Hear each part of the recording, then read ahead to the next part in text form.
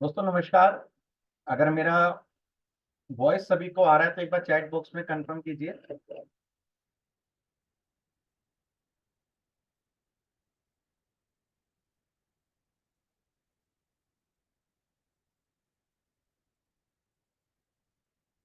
स्वागत है दोस्तों आपका आज के इस सेशन में। अगर आप सभी मेरे को देख पा रहे हैं और सुन पा रहे हैं तो एक बार कंफर्म कर दीजिए।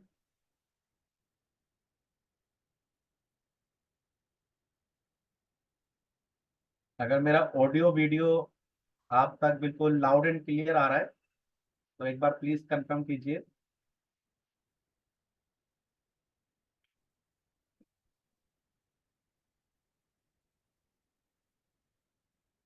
नमस्कार दोस्तों, मेरा नाम तुषार गुप्ता और मैं दिल्ली से आप सभी के साथ यहाँ से जुड़ा हूँ। आप कौन कौन से सिटी, कौन कौन से शहर से जुड़े एक बार चैट बॉक्स में बताइए। कहाँ कहाँ से आप सब ज्वाइन हुए हैं। जयपुर, विशाखापट्टनम, चेन्नई से भी हमारे साथी हैं, अहमदाबाद,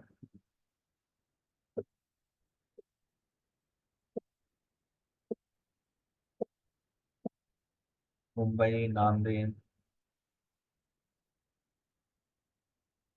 पुणे, हैदराबाद। आप में से कोई साथी जो मेरे को फर्स्ट टाइम लिसन कर रहा है एक बार चैट बॉक्स में बताइए। अगर कोई साथी फर्स्ट टाइम लिसन कर रहा है तो आप मी टाइप कर सकते हैं। अगर आपने आज तक मेरा किसी भी तरह का सेशन नहीं अटेंड किया है तो आप मी टाइप कर सकते हैं।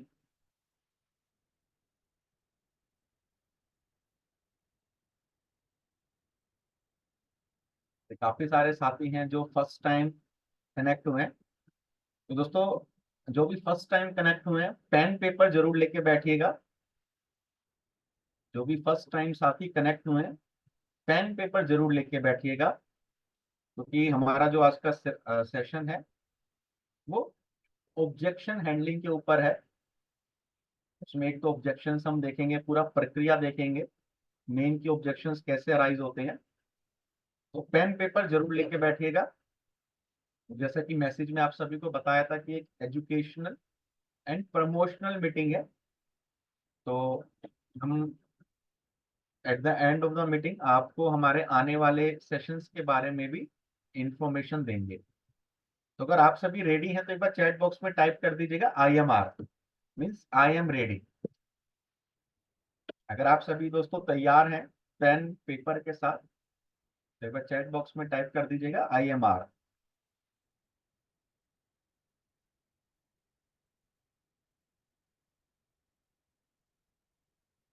मैं अपना PPT शेयर करता हूँ।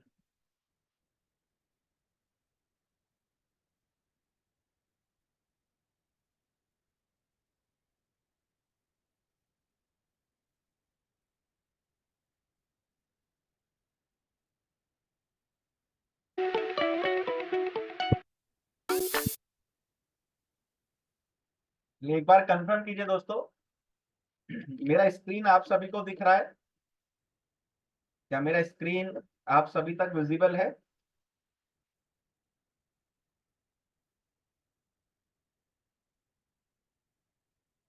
तो आज का जो टॉपिक है काफी बड़ा टॉपिक है ऑब्जेक्शन हैंडलिंग का। तो कुछ पहलू आज हम देखेंगे कि कस्टमर की ना को हाँ में हम कैसे बदल सकते हैं। आज का जो टॉपिक का हमारा थीम है वो है आई ऑब्जेक्ट। जब कस्टमर आपको विरोध करता है, कोई बैरियर डालता है, तो क्यों वो बैरियर आते हैं, किस तरह के वो बैरियर होते हैं और किस तरह हम उसको पार कर सकते हैं, उसके ऊपर हम पूरा आज का डिस्कशन करेंगे।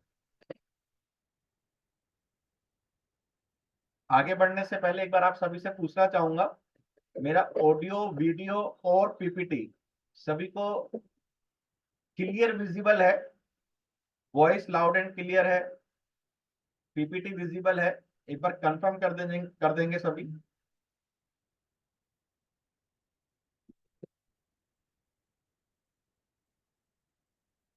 तो तो सबसे पहले देखेंगे सेल्स ऑब्जेक्शन दोस्तों होते क्या है, क्या उसकी डेफिनेशन है, और कैसे एज ए इंश्योरेंस एडवाइजर हम उसको कॉन्कर करेंगे। तो जो आज का हमारा टॉपिक है आई ऑब्जेक्ट, तो उसमें सेल्स ऑब्जेक्शंस होते क्या है बेसिकली दोस्तों। सेल्स ऑब्जेक्शन एक एक्सप्रेशन है बायर का, एक प्रोस्पेक्टिव बायर जो भविष्य में आपका कस्टमर बन सकता है, उनके क्लियर एक्सप्रेशन है कि वो आपकी अभी तक की मीटिंग से सेटिस्फाइड नहीं है कि हम उस सेल को मटेरियलाइज कर पाए। जब आप ड्यूरिंग द प्रेजेंटेशन आपके प्रोस्पेक्टिव बायर, जो भी आपका प्रोस्पेक्ट है, जिनको हम प्रोस्पेक्टिव बायर कहते हैं, उनको अपने प्रेजेंटेशन से, कंसेप्ट से, कॉम्बिनेशन से सेटिस्फाई नहीं कर पाते, एक स्टेप से दूसरे स्टेप मतलब फॉर्म पे साइन कराने के लिए, तो वहां पे ऑब्जेक्शन अराइज होते हैं। तो कुछ बैरियर होते हैं, यहाँ पे रेड वर्ड में जो लिखा हुआ है, या आपको एज अ सेल्स पर्सन वो बैरियर को हटाना है अगर अपने प्रोस्पेक्टिव बायर को अपना कस्टमर बनाना है।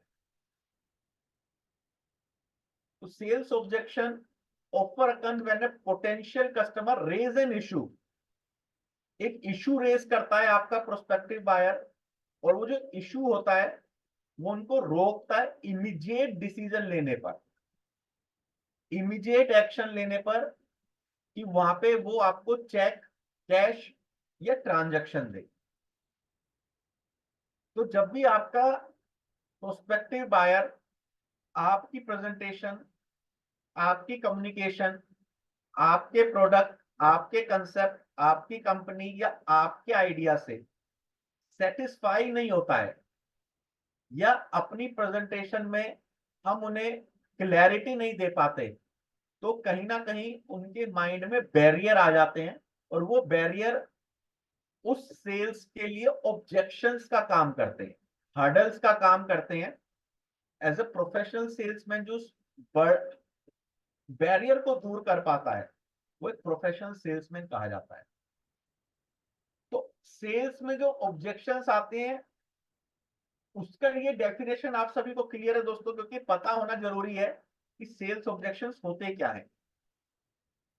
कि जब भी हम अपनी प्रेजेंटेशन, कम्युनिकेशन, आइडिया, कंसेप्ट से अपने जो प्रोस्पेक्टिव बायर, जिसके भी सामने हम प्रेजेंटेशन दे रहे हैं, जिसको भी हम बता रहे हैं, उनको अगर हम सेटिस्फाई नहीं कर पाते और उनके कुछ इश्यूज अनसोल्ड रह जाते हैं, उनके कुछ आंसर अनसोल्ड रह जाते हैं, तो वो ऑब्जेक्शंस बन जाते हैं। क्योंकि एक पर्सन अगर खड़ा है एक पोजीशन पे और दूसरी पोजीशन पे जाना है, लेकिन बीच में बैरियर है, तो as a life insurance advisor आपको बैरियर्स को रिमूव करने पड़ेंगे, जो ऑब्जेक्शंस के बैरियर होते हैं। तो बाइंग बिहेवियर में क्या क्या बैरियर आ सकते हैं, क्या क्या बैरियर होते हैं? कस्टमर का कंसर्न हो सकता है कंपनी के लिए, कि जो कंपनी में मैं निवेश कर रहा हूं, क्या वो कंपनी सही है? जो एजेंट मेरे पास आया है, क्या वो प्रोफेशनल एजेंट है? जो प्रोडक्ट मेरे को दिया जा रहा है, क्या वो मेरे लिए उपयुक्त है? ये बैरियर कई बार कस्टमर के माइंड में होते हैं। दूसरा बैरियर, कि जो ये मेरे को प्रोडक्ट बताया जा रहा है, अगर मैं इसको परचेज करता हूं, देखिए राइट डिसीजन तो है ना, कहीं ऐसा तो नहीं मेरे को मिस सेल किया जा रहा हो, कहीं ऐसा तो नहीं कि ये जो प्रोडक्ट मैं लूंगा ये मेरी रिक्वायरमेंट के लिए ही ना हो, वो दूसरा बैरियर होता है। तीसरा क्यूरियोसिटी, कि बहुत सारे प्रोडक्ट हैं, बहुत सारे अलग अलग प्रोडक्ट मार्केट में अवेलेबल हैं, तो आपके प्रोडक्ट में ऐसी क्या बात है कि मैं आपका प्रोडक्ट लूं।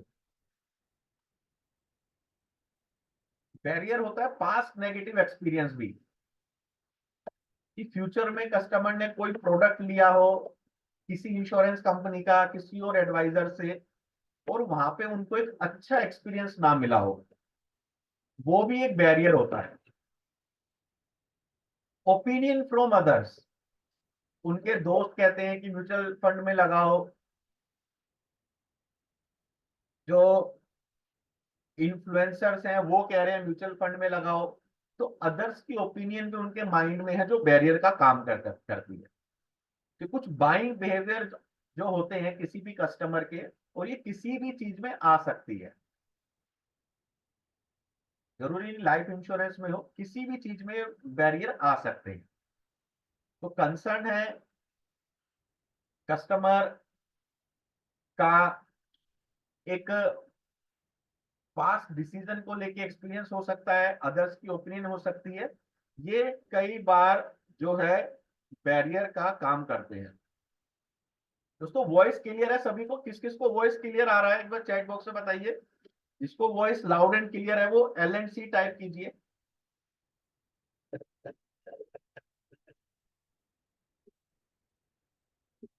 जिसको वॉइस लाउड एंड क्लियर आ रहा है वो एक बार LNC टाइप कीजिए। जिसको भी वॉइस पूरा लाउड एंड क्लियर आ रहा है वो एक बार लाउड एंड क्लियर टाइप कीजिए।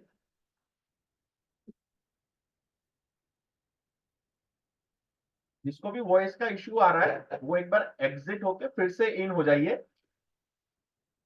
जिसको भी वॉइस का इश्यू आ रहा है एक बार मीटिंग से एग्जिट होके दोबारा से इन हो जाइए।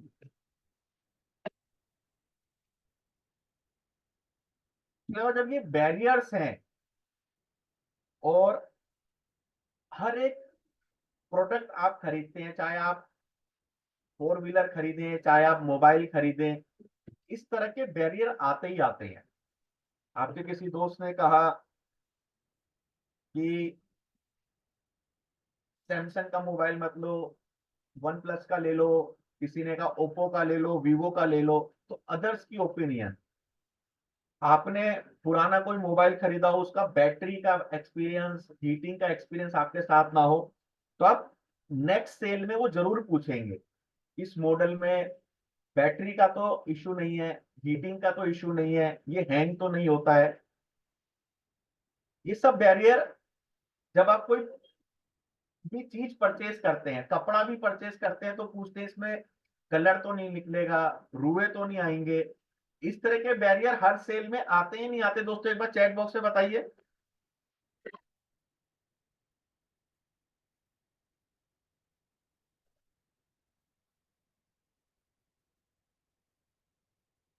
उस सेम वे में यही बैरियर एक लाइफ इंश्योरेंस एडवाइजर को भी सेल्स के प्रोफेशन में आते हैं। तो as a life insurance advisor हम उन बैरियर से डरते क्यों हैं? जब आप किसी मोबाइल सेलर को अपने कंसर्न बताते हैं, तो क्या उसको डर लगता है दोस्तों, या वो उसका जवाब देता है, आपको सेटिस्फाई करता है? जब आप वॉशिंग मशीन लेने जाते हैं, फोर व्हीलर टू व्हीलर भी लेने जाते हैं, या फिर आप टेलीविजन लेने जाते हैं, आप कुछ ना कुछ अपने कंसर्न डाउट उस सेल्समैन से जरूर पूछते हैं, और वो वहां पे उनको सेटिस्फाई भी करता है। तो इसमें हमें देखना है कि अब दो तरह के प्रोडक्ट हो गए। जो अदर प्रोडक्ट्स हैं उसमें हम कस्टमर के पास जा रहे हैं, और हमें वो परचेज करना है। तो वहां पे जो सेलर है उसको बेसिकली क्या चाहिए? अगर एक ऐसा प्रोडक्ट है जिसमें हमें खुद दुकान पे जाना पड़ रहा है, आस्क करना पड़ रहा है, डिटेल लेनी पड़ रही है, तो वहां का जो सेल्स मैन है उसको बेसिकली किस चीज पे ज्यादा ध्यान देना है, एक बार चैट बॉक्स में बताइए।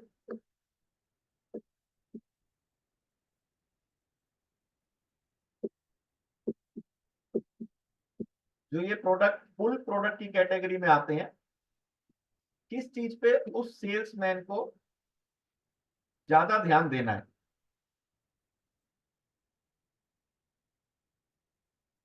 कोई गेस कीजिए, चैट बॉक्स में बताइए। कस्टमर की जरूरत, कस्टमर तो अपनी जरूरत खुद ही बता देगा। आप गए मोबाइल, आपको चाहिए कि मेरे को 30,000 की रेंज में एक ऐसा मोबाइल चाहिए जिसमें 256 GB की रैम हो, 8 GB 12 GB का प्रोसेसर हो। कस्टमर तो अपनी जरूरत खुद ही बताएगा, फिर बाद में आपको प्रोडक्ट दिखाएगा।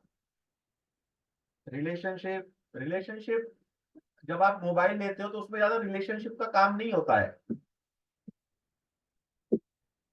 वहां पे जो सबसे ज्यादा जरूरत होती है दोस्तों, प्रोडक्ट की नॉलेज, प्रोडक्ट की नॉलेज।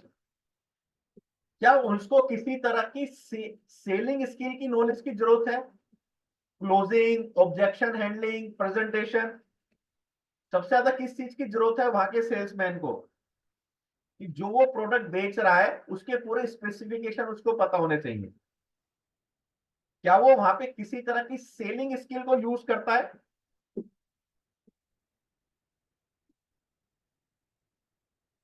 और जो हमारा जो प्रोडक्ट है, क्या कस्टमर सामने से आता है लेने?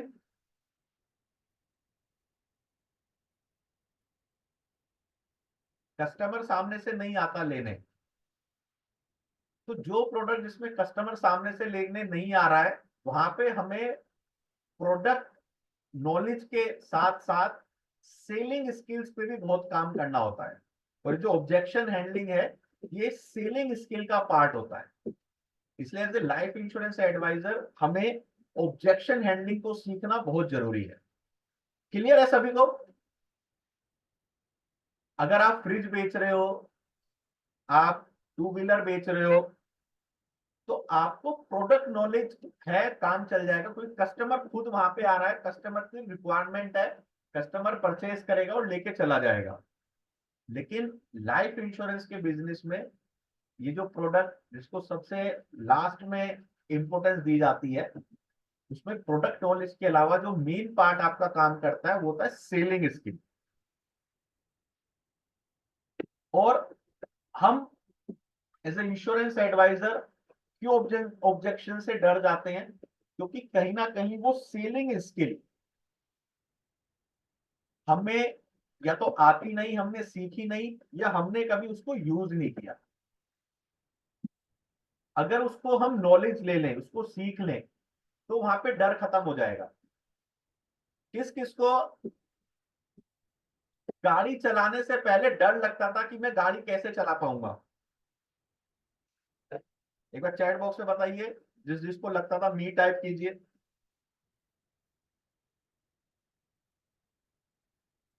आपने गाड़ी सीखी, प्रैक्टिस करी, अब आप गाड़ी चलाते चलाते बाइट्स भी खा लेते होंगे, फोन पे बात भी कर लेते होंगे। अब ऐसा होता या नहीं होता?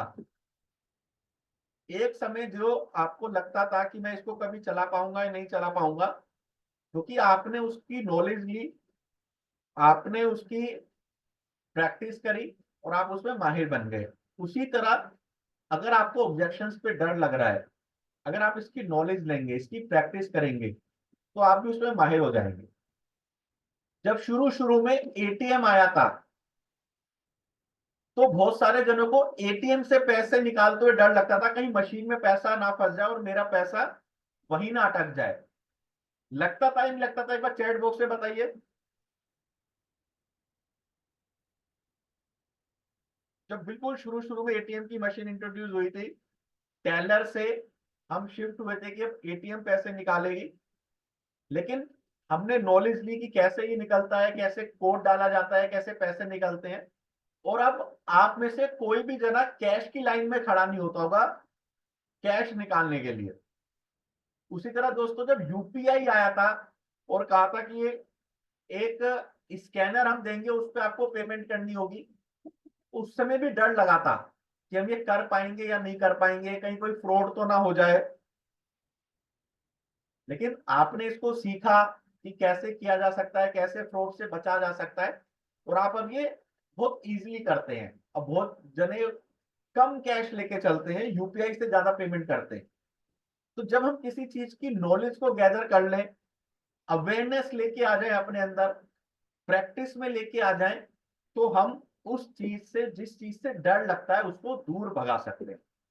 सेम ऑब्जेक्शंस में भी अगर हम उसकी नॉलेज ले लें, प्रैक्टिस कर लें, दूसरे लोग किस तरह से उसको आंसर करते हैं इस बारे में जान जाए, तो हम भी उन ऑब्जेक्शन से दूर जा सकते हैं। स्किल सीख सकते हैं ऑब्जेक्शन हैंडलिंग की, और एक एटीट्यूड डेवलप करना पड़ेगा। जब आपने गाड़ी चलानी सीखी होगी तो एक एटीट्यूड डेवलप किया होगा कि हाँ, मेरे को सीखना ही सीखना है। चाहे जाम मिले, बारिश आए, कैसा भी मौसम हो, कैसी भी रोड हो, मेरे को चलानी है। उस तरह का एटीट्यूड आपको डेवलप जब करते हैं, जब ये तीन चीजें मिल जाती हैं, आपकी नॉलेज, स्किल और एटीट्यूड, तो आप कस्टमर के किसी भी बैरियर्स को रिमूव कर सकते हैं, कस्टमर के किसी भी बैरियर का जवाब दे सकते हैं। जब आपको ये पता चल जाए कि ऑब्जेक्शंस का कैसे आंसर देना है, कौन से कस्टमर को क्या जवाब देना है, और आपका एटीट्यूड आपके लिए, आपके प्रोडक्ट के लिए, आपके कंपनी के लिए जब पॉजिटिव होगा, तो आपके जो सेल्स के बैरियर होंगे वो पूरे एक एक करके एलिमिनेट हो जाएंगे, और आपका सेल्स वहां मटेरियलाइज होने लगेगा। ये वाला स्लाइड बहुत इंपॉर्टेंट था। क्लियर है दोस्तों ये वाला स्लाइड सभी को?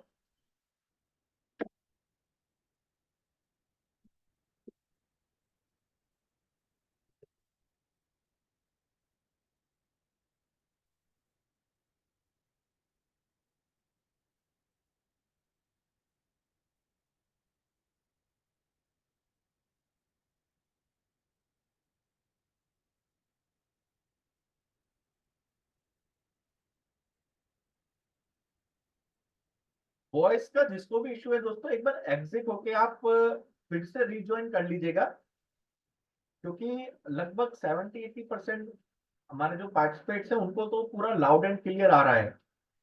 जो भी 30-40 लोग हैं उनको कोई इश्यू आ रहा है, तो एक बार आप एग्जिट होके फिर से इन हो जाइए। लोग ऑब्जेक्शंस क्यों देते हैं हमने पहले देखा है। ऑब्जेक्शंस का मतलब होता है कि वो इंटरेस्टेड है आपके प्रोडक्ट में, इंटरेस्टेड है आपके कंसेप्ट में, इंटरेस्टेड है आपकी कंपनी आपके ऊपर इंटरेस्टेड है। बस उनको कुछ डाउट्स हैं, कुछ कंसर्न्स हैं, कुछ उनके सवाल हैं। अगर वो सेटिस्फाई हो जाए, वो फुलफिल हो जाए, तो वहां पे वो एक कदम और आगे बढ़ाएंगे। उनके कुछ डाउट्स हैं जो अनक्लियर हैं, उसको वो क्लियर करना चाहते हैं। तो ऑब्जेक्शंस एक लाइफ इंश्योरेंस एडवाइजर्स के लिए क्लूज होते हैं। क्लू कि यहाँ पे अगर मैंने इसको प्रोफेशनल तरीके से कस्टमर को बताया, समझाया, तो मेरा जो सेल है वो क्लोज होगा। अगर कोई कस्टमर बैठा हुआ है, केवल हाँ हाँ हाँ कर रहा है, वहां पे उनको दिक्कत आएगी, क्योंकि अगर ऑब्जेक्शंस आते हैं तो एक सिग्नल होते हैं कि कस्टमर इंटरेस्टेड है। अगर आपने उनके डाउट्स को सेटिस्फाई कर दिया, तो कस्टमर वहां पे आपका प्रोडक्ट ले लेगा। ऑब्जेक्शंस कई बार एक्सक्यूज होते हैं। कस्टमर को हो सकता है एज ए इंश्योरेंस एडवाइजर आपका बिहेवियर या एटीट्यूड ना पसंद आया हो, आप प्रोफेशनल ड्रेसिंग, प्रोफेशनल तरीके से नहीं गए हो, जो एक पूरा प्रोसेस होता है आपने वो फॉलो ना किया हो, तो कस्टमर कई बार एक्सक्यूज देने लगता है आपको कि हम इसको बाद में देखेंगे, सोच के बताएंगे। एक क्लियर मना नहीं करता है, एक एक्सक्यूज देने लग जाते हैं। कई बार ऑब्जेक्शंस रिक्वेस्ट होती है रीएश्योरेंस के लिए, कि मैं अपना मनी आपके साथ आपकी कंपनी में अगले 10 साल, 15 साल, 20 साल, 25 साल पार्क करने तो जा रहा हूं, तो जो मैं डिसीजन ले रहा हूं क्या वो एक राइट डिसीजन है मेरे लिए, मेरे फैमिली के लिए एक राइट डिसीजन है? उसका रीएश्योरेंस कई बार कस्टमर चाहता है, जो आपको देना पड़ता है। Objections are call for help. Customer आपसे हेल्प मांग रहा है कि मैं अभी श्योर नहीं हूं, मैं अभी कंफ्यूज हूं, मेरे को थोड़ा और डिटेल दीजिए, मेरे को और इसके बारे में बताइए। ऑब्जेक्शंस कई बार एक्सप्रेशन भी होते हैं फियर के, कि जो मेरी हार्ड एंड मनी है कहीं ये लूज तो नहीं हो जाएगी, कहीं ये ऐसा प्रोडक्ट तो नहीं है जो बाद में मेरे को लगेगा कि मेरे को चीट हो गया है, मेरे को धोखा दे दिया है। तो एक्सप्रेशंस होते हैं फियर के। तो आपको एज ए सेल्समैन ये समझना चाहिए कि कस्टमर उस समय कौन से स्टेट ऑफ माइंड में है, और मैं उसकी इन सब सिचुएशन में से किस तरह से हेल्प कर सकता हूं, कैसे उनको बाहर निकाल सकता हूं। ये वाले स्लाइड का स्क्रीनशॉट ले लीजिए आप सभी।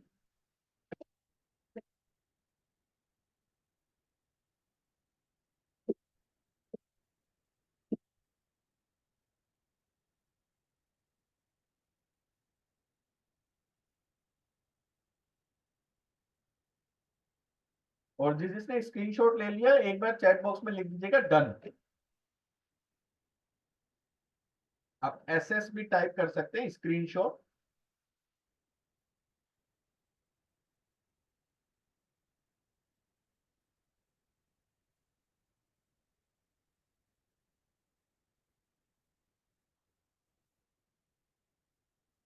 ये इससे प्रीवियस वाले स्लाइड थी ये, आप काफी मैसेज आ रहे हैं तो ये आप देख लीजिएगा।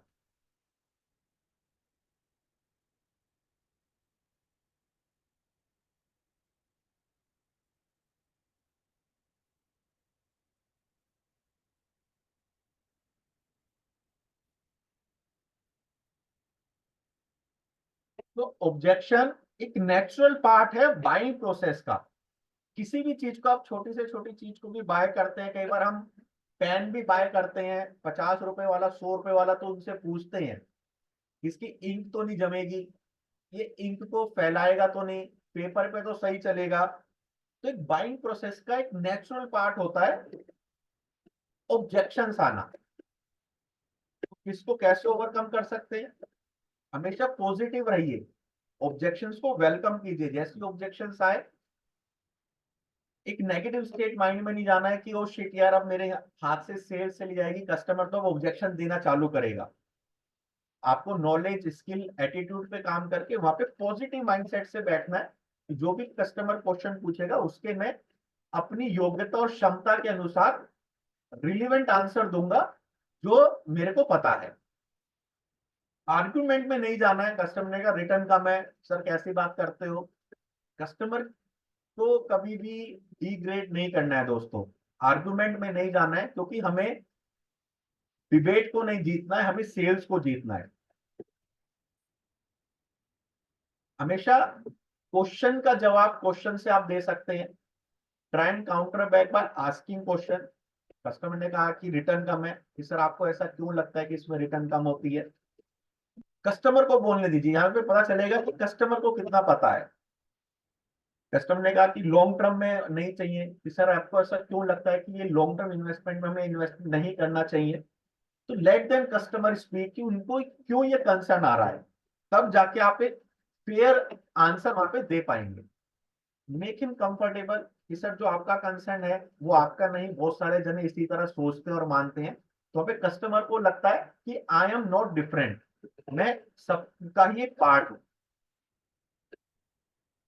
और उनको रियलाइज कराना है कि इंश्योरेंस आपके साथ साथ आपके परिवार के लिए बहुत जरूरत है, आपके परिवार के लिए सबसे ज्यादा इंपॉर्टेंट रखता है।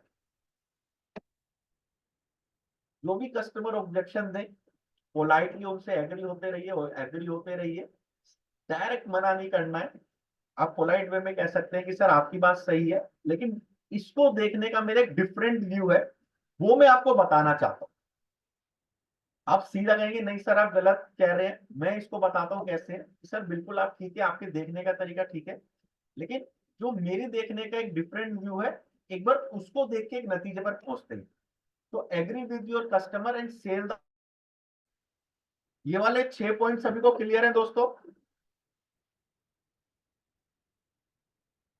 पॉजिटिव रहना है, आर्गुमेंट में नहीं जाना है,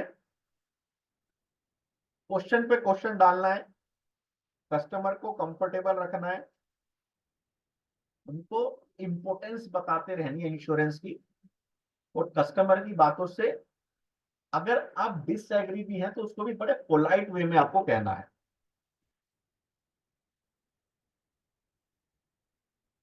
क्योंकि ऑब्जेक्शन हैंडलिंग बहुत इंपॉर्टेंट है सेल्स की प्रोसेस में। अगर आप ऑब्जेक्शंस को आप नहीं हैंडल कर पाएंगे तो जो पूरा आपने मेहनत की है, सस्पेक्ट, प्रोस्पेक्ट, कस्टमर से मिलना, री मीटिंग लेना, प्रेजेंटेशन बनाना, वो कहीं ना कहीं पूरा आपके हाथ से चला जाएगा।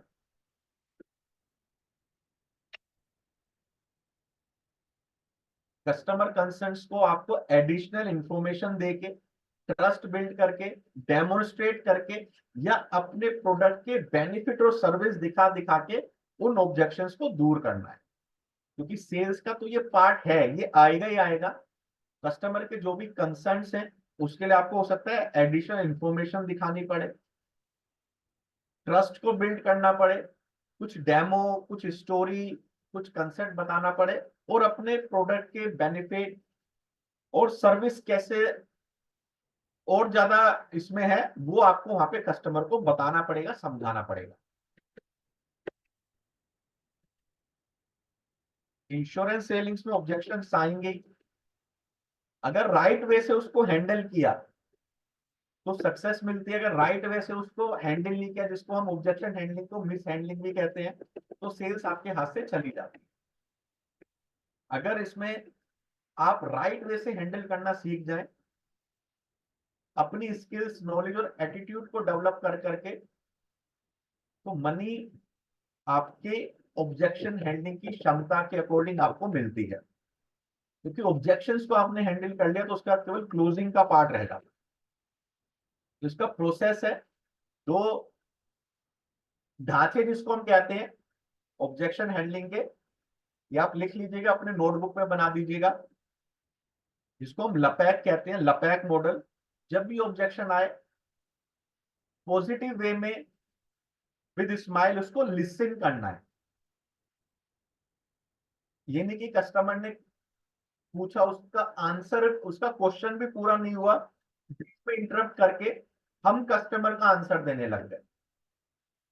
तो लपैक में सबसे पहला लिसन, पूरा लिसन करना है कि कस्टमर पूछना क्या चाह रहा है, कस्टमर का मेन कंसर्न क्या है, उनको उनका वो क्वेश्चन पूरा फिनिश करने देना है। उसके बाद एक्नॉलेज करना है। एक्नॉलेज का मतलब होता है सहमति जताना, क्या बिल्कुल सही कह रहे हैं सर, अगर आपकी जगह मैं भी होता तो मैं भी इसी तरह से सोचता। अगर आपकी जगह कोई और कस्टमर प्रोस्पेक्ट भी होता वो भी इसी तरह सोचते। एक्नॉलेज दिखाना है। प्रोबिंग करनी है, प्रोबिंग सबसे इंपॉर्टेंट चीज होती है। कस्टमर से पूछिए कि सर यही एक रीजन है, यही एक कंसर्न है जो आपको डिसीजन लेने के लिए रोक रहा है, क्या यही एक आपका मेन बैरियर है जो आपको होल्डिंग बैक कर रहा है डिसीजन लेने के लिए? प्रोबिंग क्यों जरूरी है? क्योंकि आपने एक ऑब्जेक्शन का आंसर दिया, कस्टमर दूसरा ऑब्जेक्शन भी दे सकता है, तीसरा भी दे सकता है, लेकिन अगर आप प्रोबिंग कर लेंगे तो कस्टमर का वहां पे रियल ऑब्जेक्शन निकल के आएगा। प्रोबिंग में आप कह भी सकते हैं कि सर अगर आपके सेटिस्फैक्ट्री लेवल का मैंने आपको आंसर दिया और आप सेटिस्फैक्शन हो गए, तो क्या हम उसके बाद पेपर फॉर्मेलिटीज को पूरी करेंगे? यहां से भी उनका जो है रियल ऑब्जेक्शन निकल के आ सकता है कि उनका कुछ और कंसर्न तो नहीं है। बहुत इंपॉर्टेंट फेज होता है प्रोबिंग। प्रोबिंग के बाद जो भी ऑब्जेक्शन निकल के आया या ऑब्जेक्शन चेंज हुआ, आपको अपनी क्षमता, योग्यता के अकॉर्डिंग उनको आंसर देना है, और बाद में क्लोजिंग की तरफ लेके जाना है, चेक और कैश की तरफ। तो ये लपैक मॉडल है, इसको लिख लीजिएगा।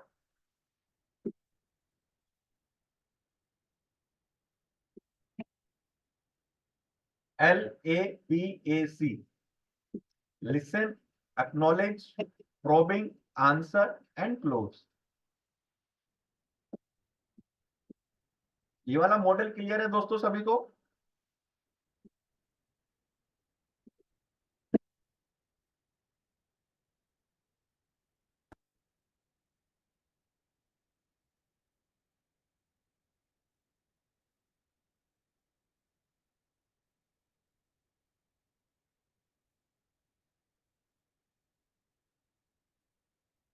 लपैक वाला मॉडल सभी को क्लियर है?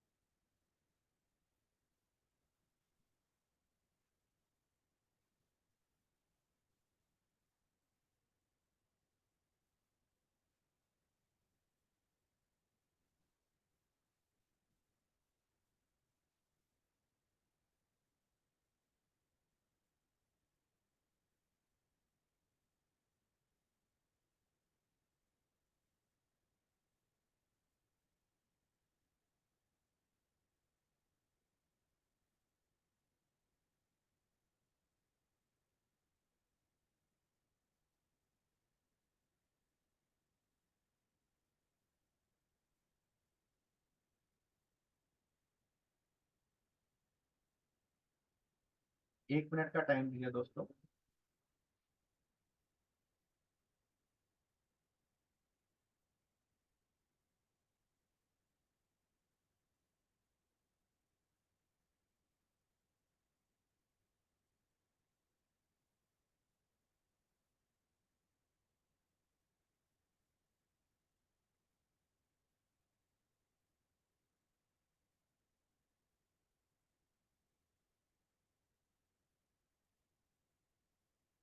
एक बार वॉइस का बताइए, सभी को वॉइस क्लियर आ रहा है? एक बार कंफर्म कीजिए।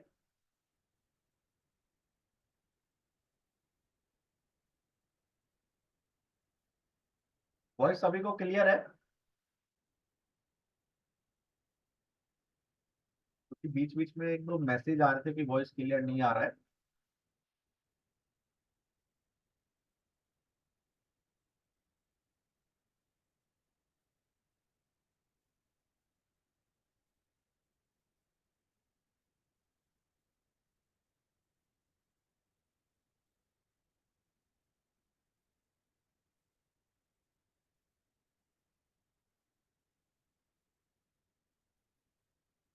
वॉइस सभी साथी को क्लियर आ रहा है?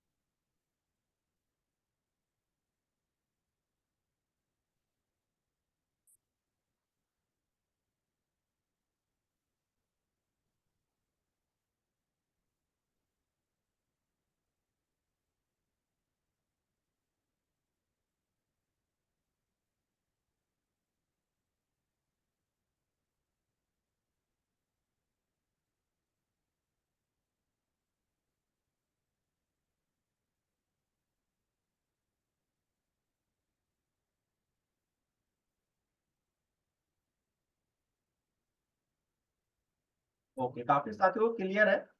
जिसको भी वॉइस का इश्यू आ रहा है दोस्तों, एक बार एग्जिट होके दोबारा से आप इन हो जाइए।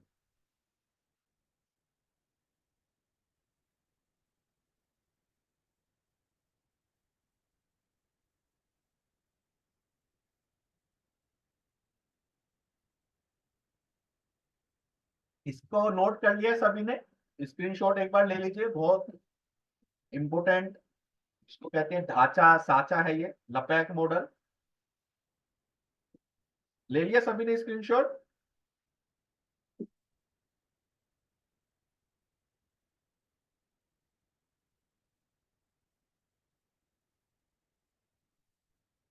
उसके बाद एक दूसरा मॉडल भी होता है, वो भी इसी से मिलता जुलता है। कि सबसे पहले एक्नॉलेज करना है, आस्क, काउंटर, क्लोज, और सपोर्ट। सपोर्ट में कई बार आपको कुछ डॉक्यूमेंट दिखाने पड़ सकते हैं, अपना प्रोफाइल दिखाना पड़ सकता है, या कस्टमर को मोटिवेट करना पड़ सकता है। ये दूसरा मॉडल है, लपैक फर्स्ट मॉडल है, दोनों मिलते जुलते ही हैं, किसी भी मॉडल में आप इसको रख सकते हैं। जब कस्टमर ना कहता है तब एक सेल्स पर्सन, प्रोफेशनल सेल्समैनशिप वाला पर्सन दोस्तों बोर्न होता है। जब कस्टमर ना कहता है उस समय आपकी नॉलेज, आपकी स्किल टेस्ट होती है कि अब आप उसको कितनी बखूबी से, कितनी खूबसूरती से उसको अटैक कर पाएंगे, उसको काउंटर कर पाएंगे। तो एज ए सेल्समैन ये आपको ध्यान में रखना चाहिए कि जब सामने से ना मिलनी चालू होती है तब वहां पे आपका एक टेस्ट चालू हो जाता है, एक वाइवा चालू हो जाता है। अब डिपेंड करता है कि आप कितना प्रोफेशनल वे में उसको आंसर करेंगे, उसको हैंडल करेंगे। जैसे आज एक दो ऑब्जेक्शंस को डिस्कस करते हैं। I don't have money. Customer कई बार आपसे कहता है कि मेरे पास पैसा नहीं है, पैसा नहीं बचता, कहां से मैं इंश्योरेंस की पॉलिसी में लगाऊंगा। ये वाला ऑब्जेक्शन आता है दोस्तों, आप में से किस किस को आता है आई डोंट हैव मनी? एक बार चैट बॉक्स में टाइप कीजिए मी।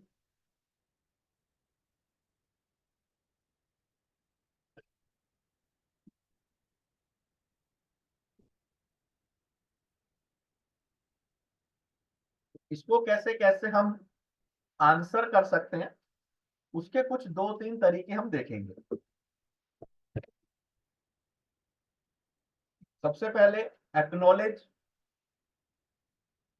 कि मैं समझ सकता हूं sir, I can understand what are you saying. उसका empathy, this alone is not your concern. यहाँ पे कस्टमर को न्यूट्रलाइज करना है। उसका आस्क, जो हमने प्रोबिंग में वर्ड यूज किया था, this is the only concern which is holding you back. क्या यही एक कारण है जो आपको डिसीजन लेने के लिए रोक रहा है? उसके बाद आपको रिलेट करना है, मतलब आंसर देना है कि sir you don't have money and enough saving. आपके पास आज इनफ सेविंग नहीं है, मनी नहीं है। उस पोजीशन में जब आप जिंदा हैं अपने परिवार के साथ, तो सर कल सोचिए कि बिना मनी के अगर आपके साथ कुछ मिस हैपनिंग होती है तो आपके बाद आप उस परिवार का क्या होगा जिसके पास ना लाइफ इंश्योरेंस से मनी आएगी, ना ही सेविंग में कोई पैसा पड़ा है। इस तरह वहां पे रिलेट करके आंसर दे सकते हैं। You don't have money and enough saving is the only reason to buy life insurance today. कि पैसा नहीं होना ये सबसे बड़ा आपके लिए सर एक कारण होगा, क्योंकि विदाउट मनी, अगर भगवान ना करे कल कुछ मिस हैपनिंग आपके साथ होती है, तो वो जो लाइफ इंश्योरेंस से भी मिलने वाला पैसा है वो आपके परिवार को नहीं मिलेगा।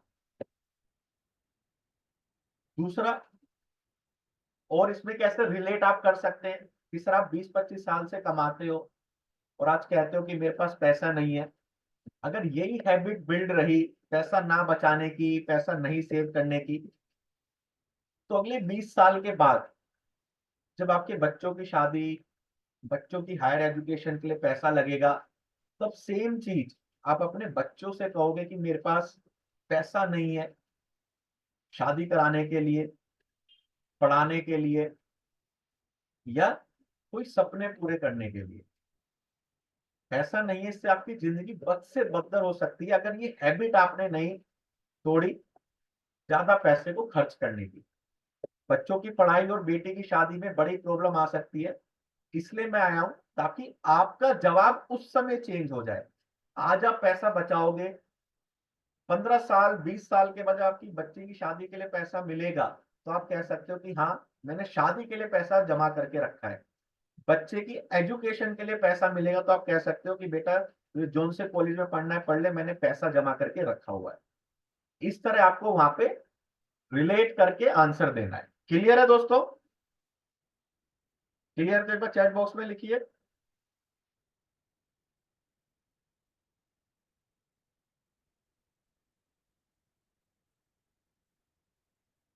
जिसको क्लियर है एक बार चैट बॉक्स में कंफर्म कीजिए।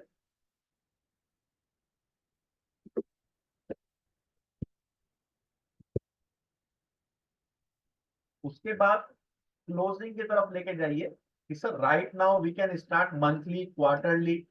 हम मंथली मोड या क्वार्टरली मोड में चालू कर सकते हैं, और बाद में 1 साल 2 साल के बाद इसके मोड को हम चेंज कर सकते हैं। अगर आज पैसे की दिक्कत है तो हम इसको मंथली मोड 2,000 रुपये महीना 3,000 रुपये महीना से स्टार्ट करेंगे, और बाद में इसको हम बढ़ाएंगे, धीरे धीरे इसको चेंज करेंगे। लेकिन आज जो एक हैबिट है बचत ना करने की, उसको हम आज आपके परिवार से निकाल के जाएंगे। उसके बाद रिलेट के और भी कुछ ऑप्शन है, जैसे कस्टमर से आप पूछ सकते हो कि आपकी सर ड्रीम कार क्या है। कस्टमर ने कहा कि होंडा सिटी, और अगर आज आपको होंडा सिटी के शोरूम से फोन आता है कि आप हमारे लकी विजिटर्स हैं, आप विजिट करके गए थे, कार के बारे में पूछ के गए थे, आप लकी विजिटर्स हैं, और आपको 10% में के प्राइस में 10 लाख की कार 1 लाख रुपए में मिल रही है, क्या आप परचेस करेंगे या नहीं करेंगे? क्या आंसर आ सकता है दोस्तों कस्टमर का, कि जो उसकी ड्रीम कार है और वो उसके लिए पूछताछ भी करने गए, तो वहां पे वो लकी विजिटर साबित हुए, तो 10 लाख की कार केवल 10% के रेट में मिल रही है। दूसरा क्वेश्चन अगर यस कहें तो sir if yes how you will manage money, आप मनी मैनेज कहां से करोगे? हो सकता है अपनी कोई एफडी तोड़े, दोस्त से लोन ले, तो बाद में आपको यही जवाब देना है सर कि क्वेश्चन यहाँ पे ना पैसे का नहीं है, प्रायोरिटी का है। इस समय आप अपने परिवार की सुरक्षा, परिवार के लिए सेविंग, अपने बच्चों के लिए फ्यूचर की सुरक्षा को प्रायोरिटी नहीं दे रहे हैं, इसलिए आप पैसे का कंसर्न दिखा रहे हैं। इस तरह आपको उनको आंसर देते हुए क्लोजिंग की तरफ लेके जाना है। क्लियर हो रहा है दोस्तों सभी को? क्लियर हो रहा है सभी को किस तरह हम एक ही ऑब्जेक्शंस को डिफरेंट डिफरेंट तरीके से काउंटर कर सकते हैं?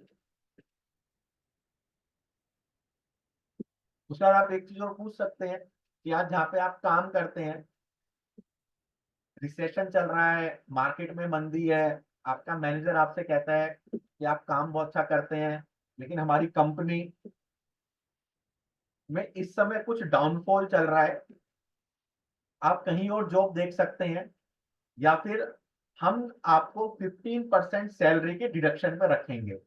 अभी करंटली कोई भी जॉब हाथ में नहीं है और मार्केट की कंडीशन भी फेवरेबल नहीं है, तो दोस्तों आप में से कौन कौन 15% डिडक्शन पे काम करने के लिए रेडी हो जाएगा?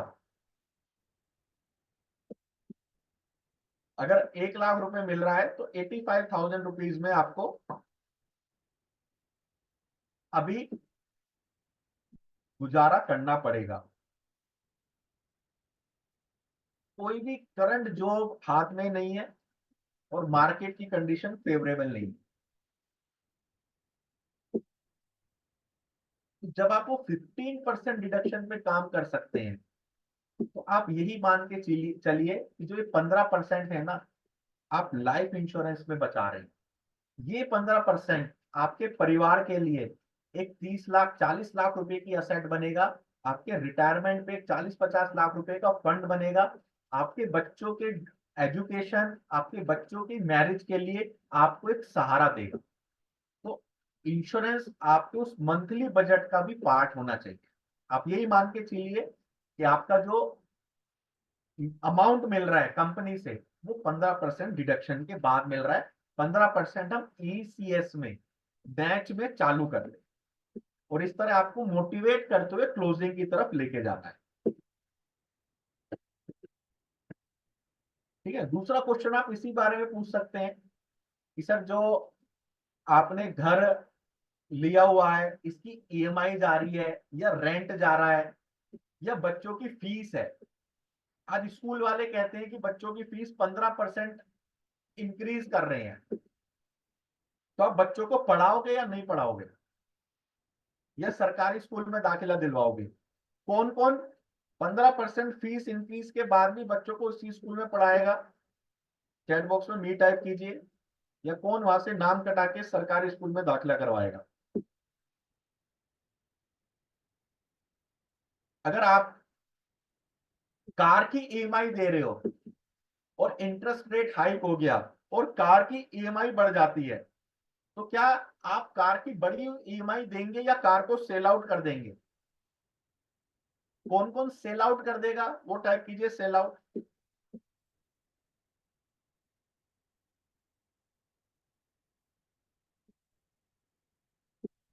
अगर आप रेंट दे रहे हो और आपका जो टीनेंट आके कहे कि 15% रेंट इंक्रीज हो रहा है, तो उस पूरे लोकेलिटी में, एरिया में कौन कौन वो 15% इंक्रीजमेंट जो रेंट हो रहा है उसको कहीं ना कहीं से व्यवस्था करेगा, कहीं ना कहीं से उसके लिए जुगाड़ करेगा।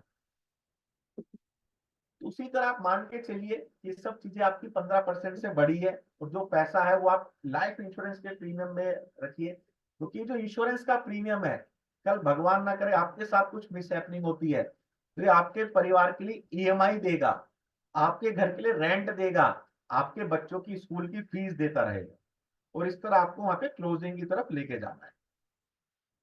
क्लियर है दोस्तों? सभी को क्लियर है आंसर किस तरह देने हैं?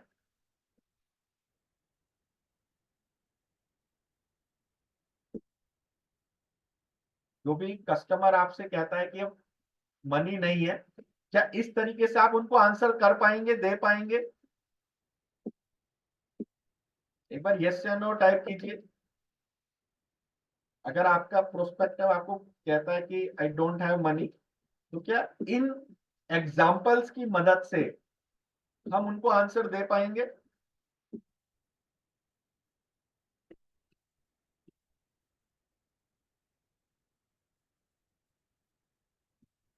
सर ये भी एक काफी अच्छा ऑब्जेक्शन हैंडलिंग का आंसर है कि सर मुझे पता है आपके पास पैसे नहीं है, लेकिन आपकी पहचान में हजारों लोग होंगे जिनसे आज आप 50,000 का इंतजाम कर सकते हैं और बाद में उनको लौटा सकते हैं। लेकिन अगर आपको कुछ मिस हैपनिंग होती है, तो जो आज आपके लिए 50,000 की छोटी सी प्रॉब्लम है, वो कल आपके घर के, आपकी वाइफ की के लिए 30-40 लाख रुपए की प्रॉब्लम बन जाएगी। तो कौन सी प्रॉब्लम छोटी है? आज आपके लिए 50,000 रुपए का इंतजाम करना आसान है, या कल वाइफ को घर चलाने के लिए, बच्चों को पढ़ाने के लिए, बच्चों को आगे बढ़ाने के लिए 40 लाख रुपए का इंतजाम करना आसान है? क्या आसान है दोस्तों? आज आपके लिए 50,000 रुपए का इंतजाम करना आसान है, या किसी अनिश्चित स्थिति में वाइफ को 40 लाख रुपए का इंतजाम करना आसान है? एक बार चैट बॉक्स में बताइए। अच्छा, एक क्वेश्चन का और आंसर दीजिए। आज एक पर्सन है जो कमा रहा है, जैसे आप अर्न कर रहे हैं, आप अपने किसी साथी, रिश्तेदार से, अपने किसी दोस्त से 1 लाख रुपए उधार लेते हैं, तो क्या आपका वो दोस्त, साथी, रिश्तेदार आपको 1 लाख रुपए उधार दे देंगे या नहीं दे देंगे? एक बार चैट बॉक्स में बताइए।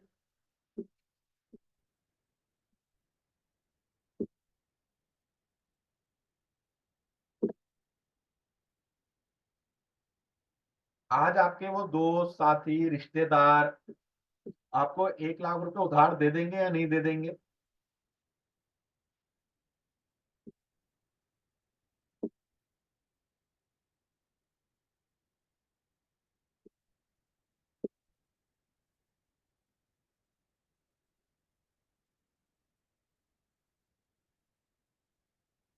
अच्छा, जिनका आंसर नहीं आ रहा है, अगर वो आपको 1 लाख रुपए उधार नहीं देंगे, तो मेरा आपसे क्वेश्चन है, कल अगर आपको कुछ हो गया, तो क्या आपके बच्चों की पढ़ाई के लिए, आपके घर के खर्चे के लिए वो आपके पत्नी को 5 लाख या 10 लाख रुपए उधार देंगे?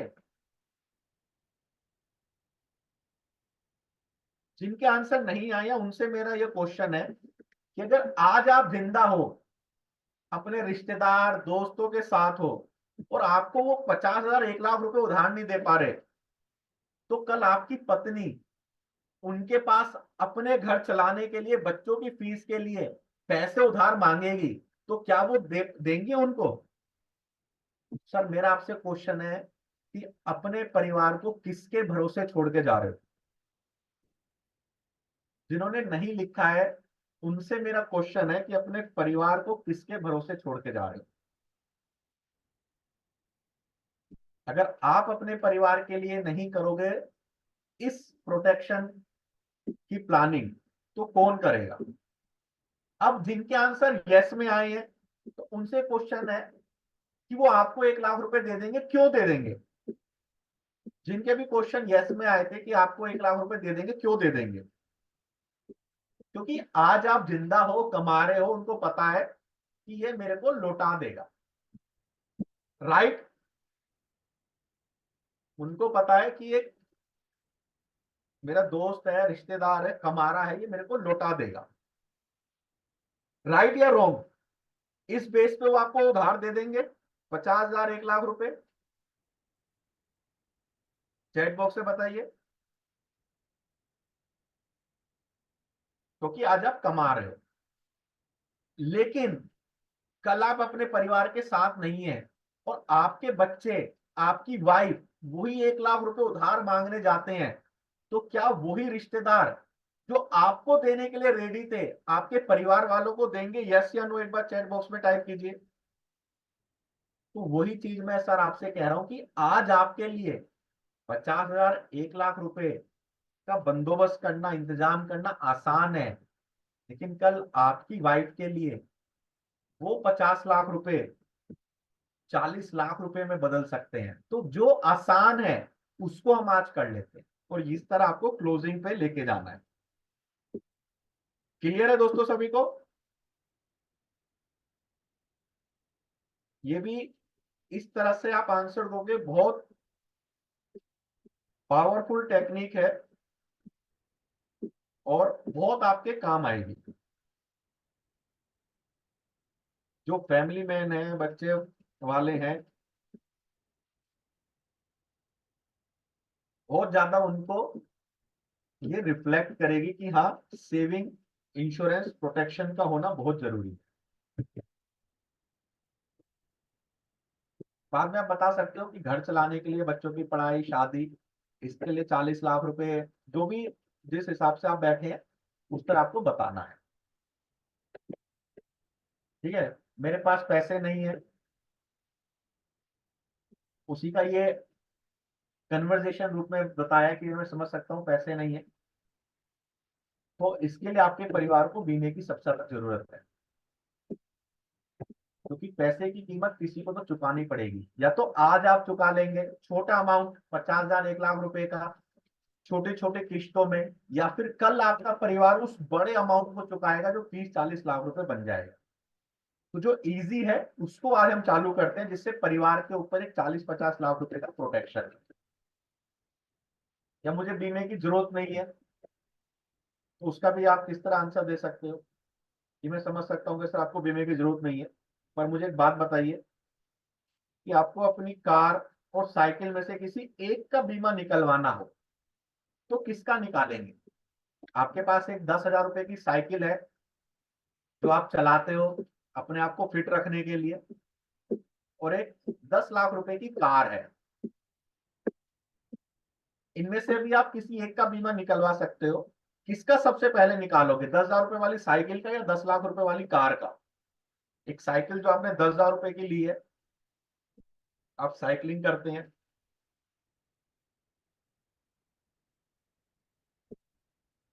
कार का क्यों? कार का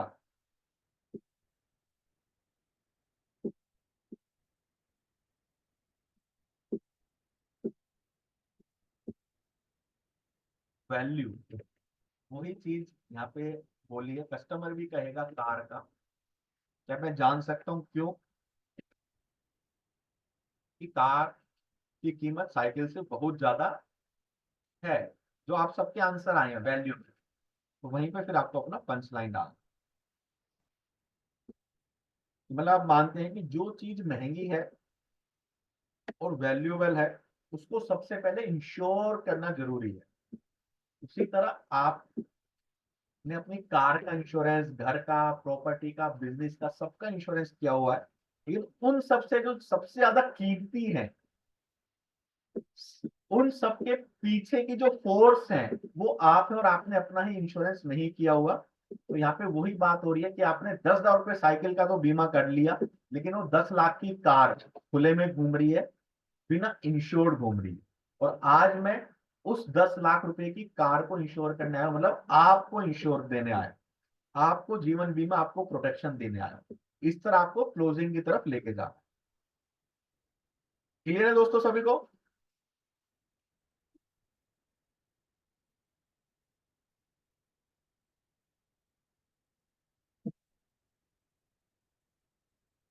क्लियर है तो एक बार चैट बॉक्स में क्लियर लिखिए।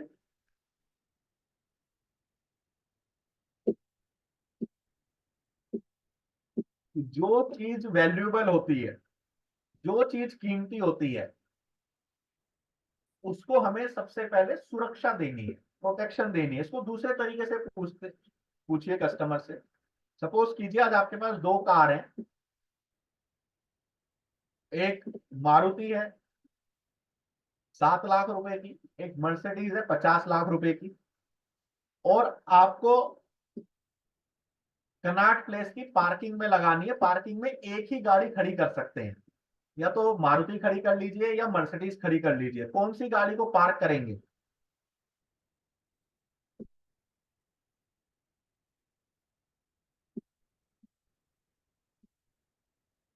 आपके पास दो गाड़ी है, मारुति 7 लाख रुपए की, मर्सिडीज 50 लाख रुपए की।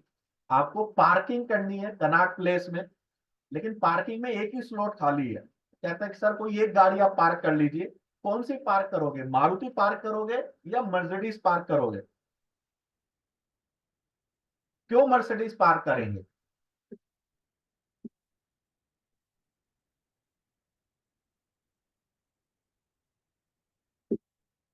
वैल्यू। सर मैं वही आपको कहना चाह रहा हूं, वही आपको बता रहा हूं कि आपकी वैल्यू उस मर्सिडीज की तरह है कि जो आपने अपनी कार का, घर का, प्रॉपर्टी का, बिजनेस का इंश्योरेंस किया है, वो मारुति की तरह है। आपकी वैल्यू के सामने वो कुछ भी नहीं है। तो मैं यहाँ जहाँ पे प्रोटेक्शन देने आया हूँ, एक सेफ आपकी असेट को, जो आपकी फ्यूचर की इनकम है, उसको पार्क करने आया हूँ आपकी फैमिली के, और इसमें आपको वहां पे क्लोजिंग पे लेके जाना। क्लियर है आप सभी को?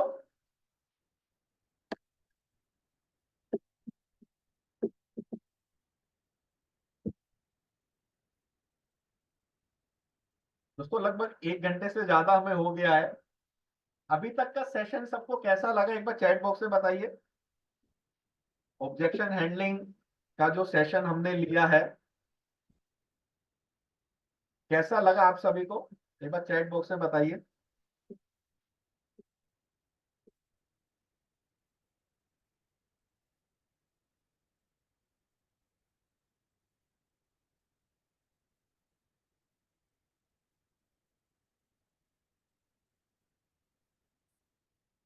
उसके बाद आपको ये भी कई बार ऑब्जेक्शंस आते होंगे, आई विल टेक लेटर, मैं सोच के बताता हूँ, बाद में लेंगे। इसको भी कैसे आंसर करना है एक बार चैट बॉक्स में जरूर बताइए। सेशन अब तक का कैसा लगा? अच्छा लगा तो बताइए, अच्छा नहीं लगा तो बताइए, क्योंकि आपके फीडबैक हमारे लिए बहुत इंपॉर्टेंट है दोस्तों। क्योंकि हम भी देखना चाहते हैं कि सही डायरेक्शन, सही दिशा में हम जा रहे हैं, नहीं जा रहे हैं। आपको उस लेवल का,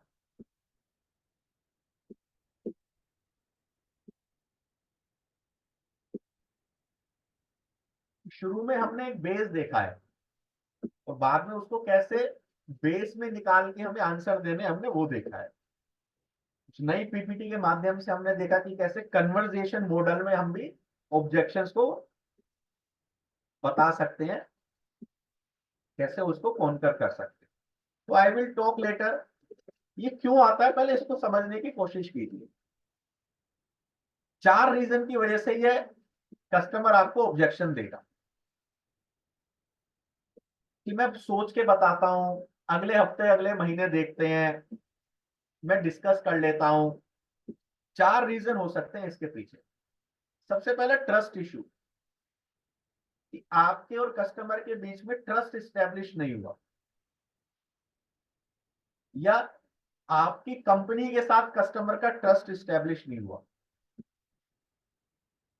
एज अ सेल्स पर्सन आप कस्टमर को ट्रस्ट वर्दी या रिलायबल नहीं लगे, या जो आपकी कंपनी है वो कस्टमर को ट्रस्ट वर्दी या रिलायबल नहीं लगी। जब ये ऑब्जेक्शन आएगा तो कस्टमर डायरेक्ट कई बार मना ना करके, क्योंकि आपको तो नहीं मना करेगा, यार नहीं मेरे को आप एज अ सेल्समैन पसंद नहीं आए हैं तो मैं आपसे नहीं बिजनेस करूंगा। बहुत कम ऐसे स्ट्रेट फॉरवर्ड मिलते हैं।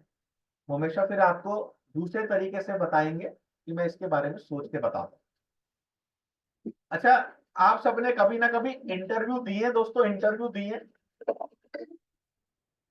किसी कंपनी में जॉब करने के लिए इंटरव्यू दिए?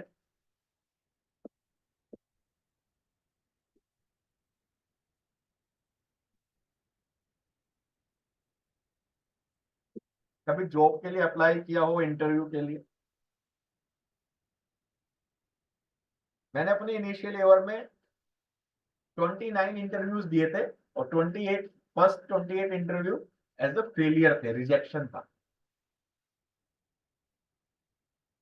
अच्छा, इंटरव्यू डायरेक्टर डायरेक्ट मना करता है, डायरेक्ट मना करता है आपसे, उसी दिन सीधा मना कर देता है, या क्या बोलता है वो आपसे? इंटरव्यूअर क्या बोलते हैं?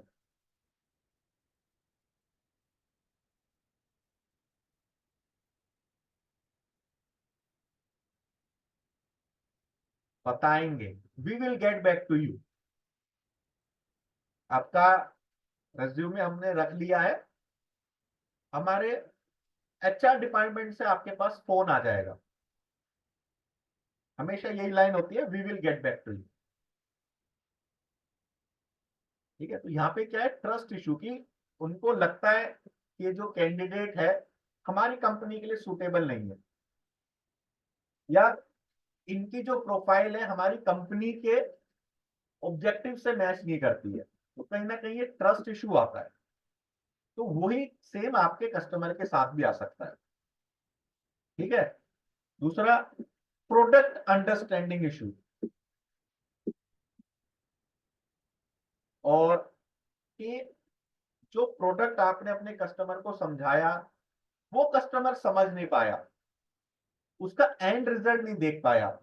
उस प्रोडक्ट को लेने से कस्टमर के लाइफ के क्या प्रॉब्लम सोल्व हो जाएंगे, कस्टमर उसको नहीं देख पाया, या उसके कौन से पेन पॉइंट उसके गेन पॉइंट में बदल जाएंगे।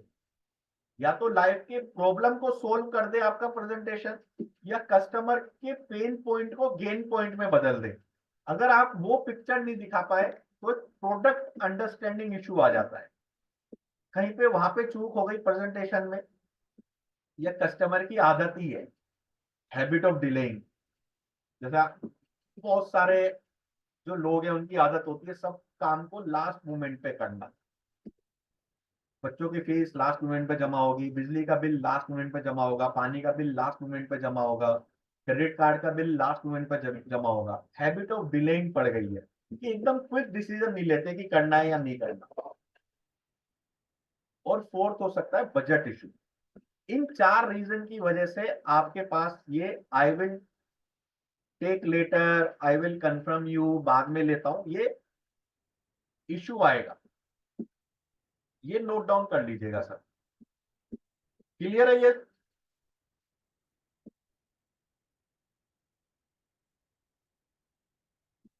ये वाला क्लियर है दोस्तों? इन 4 रीजन की वजह से आपके पास ये इशू आएंगे।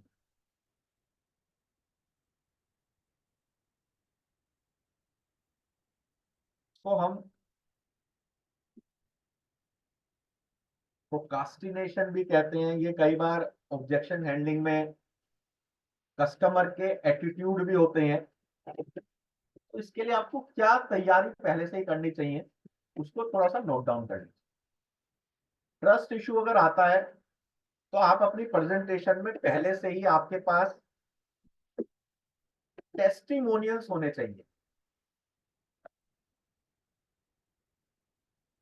अगर कस्टमर का इशू है कि आप एज ए इंश्योरेंस एडवाइजर नहीं अच्छे लगे, तो आप शुरू में ही अपने टेस्टिमोनियल उन्हें दिखा सकते हैं कि मेरे 10 क्लाइंट 15 क्लाइंट मेरे बारे में, मेरी सर्विस के बारे में, मेरे एडवाइजरी के बारे में क्या राय रखते हैं। तो एज ए इंश्योरेंस एडवाइजर आपके पास ये टेस्टिमोनियल जरूर होना चाहिए। कंपनी प्रोफाइल, जैसे आप LIC का प्रोफाइल लेके जा सकते हैं कि 67 ईयर ओल्ड कंपनी किस किस तरह से आगे बढ़ी है, आज इसकी कितनी मार्केटिंग कंडीशन, क्या पोजीशन है, कितना इसने प्रॉफिट जनरेट किया है, किस तरह से ये बोनस को डिस्ट्रीब्यूट कर रही है। कंपनी प्रोफाइल, आपका खुद का प्रोफाइल कि आपके क्या क्या अचीवमेंट्स हैं, क्या क्या आपने उपलब्धियां हासिल की हैं, आज आपकी क्या पोजीशन है, कितने कस्टमर्स हैं, कितनी फैमिली को सर्विस दे रहे हैं, कितने करोड़ का पूरा सम एश्योर्ड आपने सुरक्षित किया हुआ है, MDRT हैं, COT हैं, गैलेक्सी क्लब, कौन से क्लब के मेंबर्स हैं, ये आपका प्रोफाइल आपके बारे में होता है। तो यहाँ से ट्रस्ट इशू को आप सोल्व कर सकते हैं। पहला पॉइंट क्लियर है सभी को? टेस्टिमोनियल्स रखिए हमेशा, कंपनी का प्रोफाइल, आपका अपना प्रोफाइल,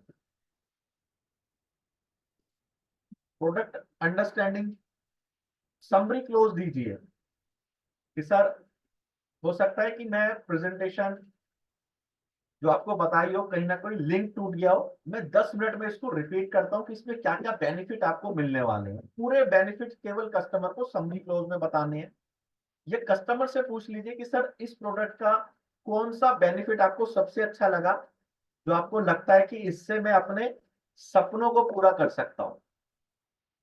ठीक है, या कस्टमर से पूछ सकते हैं कि सर और क्या क्या बेनिफिट्स आप देख रहे हैं जो आपको लगता है कि अगर मेरे को मिल जाए तो ये प्रोडक्ट बहुत बेस्ट प्रोडक्ट बन जाएगा। वहां से कस्टमर का प्रोडक्ट अंडरस्टैंडिंग इश्यू जो है आप उसको पकड़ सकते हैं, आप उसको सोल्व कर सकते हैं।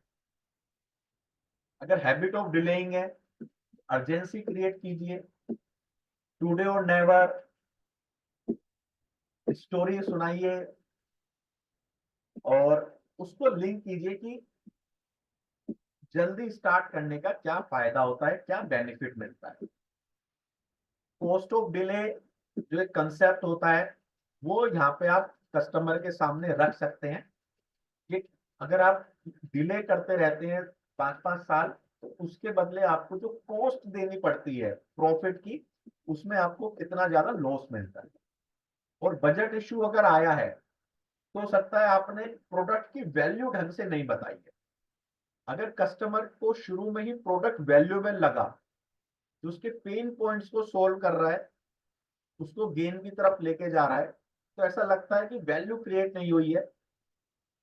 वैल्यू क्रिएट दोबारा कीजिए, समरी क्लोज पे जाइए, बजट का इशू है, मंथली पे कन्वर्ट कीजिए, या कस्टमर से पूछिए कि सर आपका जो बजट है आप वो बताइए, उस बजट में हम अपना ये जो कंसेप्ट है, कॉम्बिनेशन है, इसको मैं आपको बना के देता हूँ। लेकिन कस्टमर जब भी कहे मैं इसके बारे में सोचता हूँ, तो एकदम हार नहीं माननी है। ये कहीं ना कहीं 4 रीजन की वजह से वो कह रहा है, और इन 4 रीजन के लिए आपको ये तैयारी करके रखनी है। इसका आप स्क्रीनशॉट ले लीजिए। क्लियर है सभी को?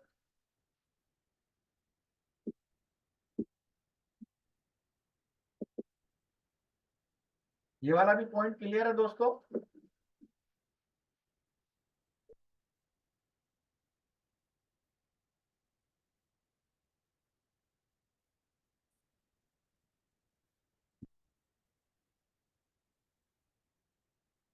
तो इन 4 पॉइंट्स की आपकी पूरी प्रिपरेशन होनी चाहिए,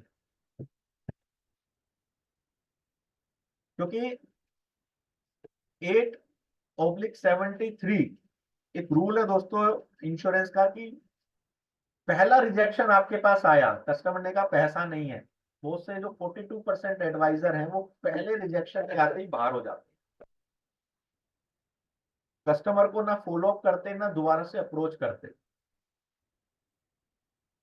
उनमें से कुछ एडवाइजर उसका आंसर करते हैं, कॉन्कर करते हैं, सेटिस्फैक्टरी जवाब देते हैं। उसका जो दूसरा ऑब्जेक्शन डालता है कस्टमर, तो बाकी बचे हुए से 22% और एडवाइजर बाहर हो जाते हैं। बाकी बचे हुए उस दूसरे ऑब्जेक्शंस को भी आंसर करते हैं, उनको जवाब देते हैं, और कस्टमर मूव करता है अपने थर्ड ऑब्जेक्शंस पे। इस तरह कस्टमर एक सेल्स में 5 ऑब्जेक्शन डालता है, और 73% जो सेल्समैन होते हैं किसी भी इंडस्ट्री में, लाइफ इंश्योरेंस की किसी भी सेल्स की इंडस्ट्री में, 73% जो एडवाइजर हैं वो पहले ही आउट हो जाते हैं। इनमें से 8% जो एडवाइजर बचते हैं उनको 92% बिजनेस मिलता है, और बाकी बचे हुए एडवाइजर्स को छोटा बिजनेस। तो जो टॉप परफॉर्मर्स हैं, तो वो हर बार इतना ज्यादा बिजनेस लेके आते, क्योंकि उन्हें पता है कि कस्टमर मेरे को 4-5 बार तो पटकनी देगा ही देगा, मेरे को फिर खड़ा होना है। कस्टमर गुगली डालेगा, बाउंसर मारेगा, इन स्विंग डालेगा, आउट स्विंग डालेगा, मेरे को हर बॉल को खेलते हुए इस ओवर को कंप्लीट करना है। तो इतना मान के चलिए कि कस्टमर बॉलिंग कर रहा है, आपकी विकेट गिराना चाहते हो, और आपको वहां पे पिच पे टिके रहना है, राहुल द्रविड़ की तरह टिके रहना है। 4-5 ऑब्जेक्शन के बाद आपकी वो क्लोज जो है, सेल्स जो है, मटेरियलाइज होगी। ये 8/73 रूल्स है जो हर सेल्स की किताब में बताया जाता है, सिखाया जाता है। बाकी जो ऑब्जेक्शन है वो नीचे आने वाला पार्ट है दोस्तों। अगर हम शर्ट पहन रहे हैं, और अगर मेरा शर्ट का पहला बटन ही गलत लगा है, तो नीचे वाले बटन सही लगेंगे या गलत लगेंगे? एक बार चैट बॉक्स में बताइए। अगर कोई पर्सन शर्ट पहन रहा है, उनका जो पहला बटन है वही गलत है, या दूसरा बटन वही गलत है, तीसरा बटन वही गलत है, तो नीचे वाले बटन क्या सही रहेंगे या गलत हो जाएंगे? गलत होंगे, क्योंकि जो स्टार्टिंग है वही गलत है। तो कई बार जो ऑब्जेक्शंस हैं वो इसलिए भी आ जाते हैं कि कई बार हमने प्रेजेंटेशन ढंग से नहीं करी, फैक्ट फाइंडिंग या नीड एनालिसिस ढंग से नहीं करी। ये भी कई बार एक रीजन होता है ऑब्जेक्शंस के आने का। इनडिफरेंस बिहेवियर तो है ही, लेकिन जो एक प्रोसेस चला आ रहा है, सस्पेक्टिंग प्रोस्पेक्टिंग, वो ढंग से नहीं हुई है, वो भी एक रीजन होता है। तो सेल्स प्रोसेस में क्या होता है कि आपको एक पूरा सस्पेक्टिंग एंड प्रोस्पेक्टिंग पहला बटन है, प्री अप्रोच कोड अप्रोच दूसरा बटन है, फैक्ट फाइंडिंग प्लान प्रेजेंटेशन तीसरा बटन है, सॉल्यूशन देना, ऑब्जेक्शंस को सिखाना बताना ये चौथा बटन है। अगर ये 4 बटन सही नहीं है, तो 5वां बटन आता है ऑब्जेक्शन हैंड। तो पहले 4 को आपको ठीक करना है। अगर पहले 4 ठीक है तो ऑब्जेक्शंस उतने बड़े लेवल के नहीं आएंगे, और उसके बाद फॉलो अप। ये पूरा एक सेल्स का प्रोसेस होता है। तो जैसा कि मैंने आप सभी को बताया था कि एक ये एजुकेशन और प्रमोशन मीटिंग है, तो आप में से कौन कौन इस पूरे सेल्स के प्रोसेस को, जो 6 स्टेप्स हैं, इसको सीखना चाहता है दोस्तों? जो जो इंटरेस्टेड है एक बार चैट बॉक्स में टाइप कीजिए मी। जो जो इन सेल्स के जो प्रोसेस है, जो 6 प्रोसेस अभी हमने डिस्कस किए, कौन कौन इसको एज ए क्लासरूम की तरह डिटेल में सीखना चाहता है?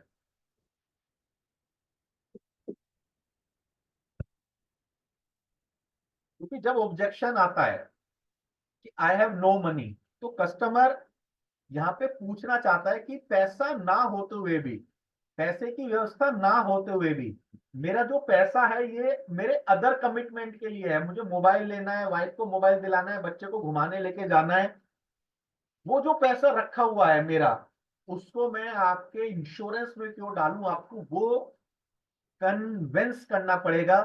वो ऑब्जेक्शन हैंडलिंग। कस्टमर कहता है कि मेरे को सीए से कंसल्ट करना पड़ेगा, तो वो यहाँ पे ऑब्जेक्शन नहीं दे रहा है, वो आपसे पूछना चाह रहा है कि मेरे को कोई ऐसा रीजन बताओ कि मेरे को सीए से ना कंसल्ट करना पड़े और मैं आज ही इस डिसीजन पे पहुंचू। अगर वो आपसे ऑब्जेक्शन दे रहा है कि इंश्योरेंस गिव्स लेस रिटर्न, तो आपको ये नहीं कह रहा कि आपका जो इंश्योरेंस की पॉलिसी है भाई कम रिटर्न देती है। वो आपसे ये पूछना चाह रहा है, ये सुनना चाह रहा है कि कम रिटर्न देने के बावजूद भी मुझे जीवन बीमा क्यों खरीदना चाहिए। अगर वो आपसे कहता है कि लाइफ इंश्योरेंस एक बहुत लॉन्ग टर्म कमिटमेंट है, 15 20 25 30 साल का, तो ये नहीं कह रहा कि मेरे को शॉर्ट टर्म प्लान में डालना है। वो आपसे ये जानना चाह रहा है, तथ्य जानना चाह रहा है कि मेरे को बताओ कि इतने लॉन्ग टर्म के ओब्लिगेशन में मेरे को क्यों पैसा इन्वेस्ट करूं जब शॉर्ट टर्म में मैं लगा सकता हूं। मैं अपनी वाइफ से पूछूंगा। कस्टमर की एक हॉबी है कि मैं डिसीजन लेता हूँ वाइफ से पूछ के, तो मेरे को आप आंसर करो कि मेरे को वाइफ से क्यों ना पूछना पड़े और आज ही आपके साथ ये बिजनेस को डील करना पड़े। या मेरी अदर प्रायोरिटी है, मेरे को सोचने दीजिए, उन अदर प्रायोरिटी को दरकिनार रख के मैं आज आपकी पॉलिसी में क्यों लगाऊं। तो कस्टमर यहाँ पे ऑब्जेक्शन नहीं दे रहा, आपसे रीएश्योरेंस चाह रहा है कि क्यों क्यों क्यों। क्लियर है दोस्तों सभी को।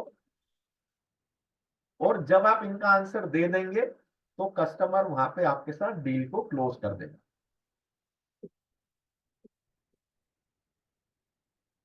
क्लियर है सभी को।